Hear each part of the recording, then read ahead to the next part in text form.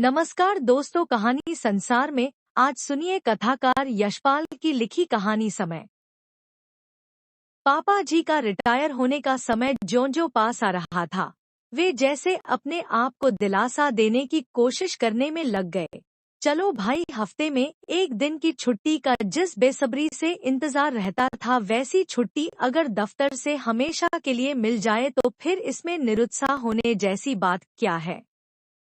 एक तो दूसरे के आदेश पालन से छुट्टी और अध्ययन अध्यापन का बढ़िया अवसर, अपने सगे संबंधियों और इष्टमित्र से मिलने का, समाज में सभी से घुलने मिलने का अवसर ही अवसर, मसलन अवकाश प्राप्त करके अपनी सभी इच्छाओं की पूर्ति करने का बढ़िया मौका मिल जाता है। फिर लोग रिटायरमेंट से घबराते क्यों हैं?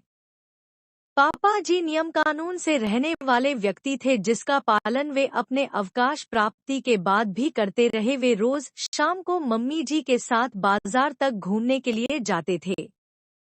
बचपन में जब मम्मी पापा तैयार होकर निकलते थे तो बच्चों को साथ लेकर जाने से बचने के लिए आया और नौकर से कहकर उन्हें इधर-उधर हटा दिया जाता था।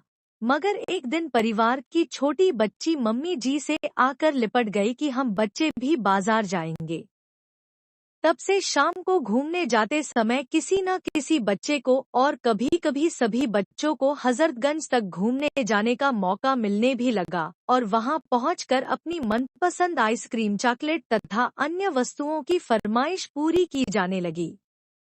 रोचक मोड़ आता है कहानी में, जबकि पापा जी के अवकाश प्राप्ति के बाद उनका घूमने जाने की आदत में बदलाव तो नहीं आया, मगर मम्मी जी के पाँव में दर्द के चलते वे अब पापा जी का साथ नहीं दे पाती हैं और पापा जी चूंकि अकेले जाना नहीं चाहते, इसलिए घर के किसी न किसी बच्चे को साथ लेकर जाना पड़ता है।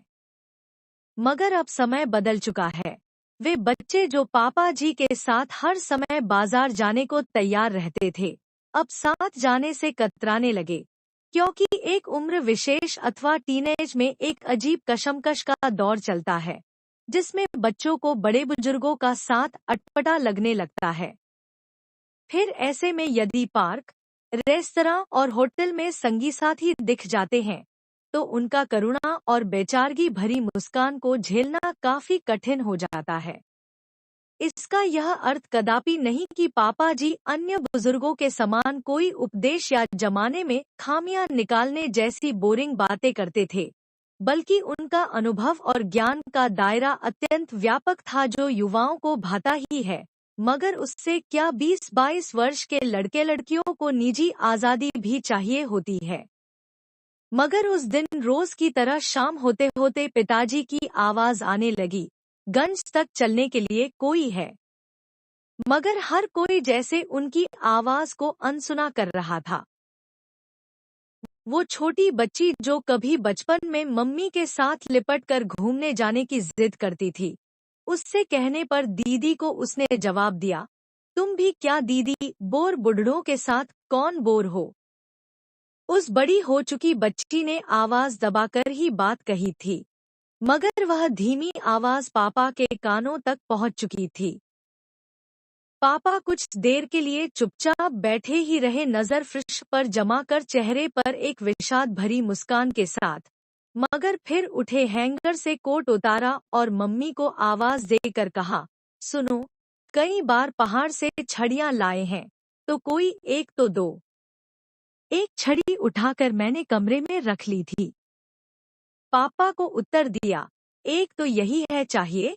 छड़ी कोने से उठाकर पापा के सामने कर दी। हाँ, यह तो बहुत अच्छी है, पापा ने छड़ी की मूठ पर हाथ फेरते हुए कहा और छड़ी टेकते हुए किसी की ओर देखे बिना घूमने के लिए चले गए। मानो हाथ की छड़ी को टेक कर उन्होंने समय को स्वीकार कर लिया।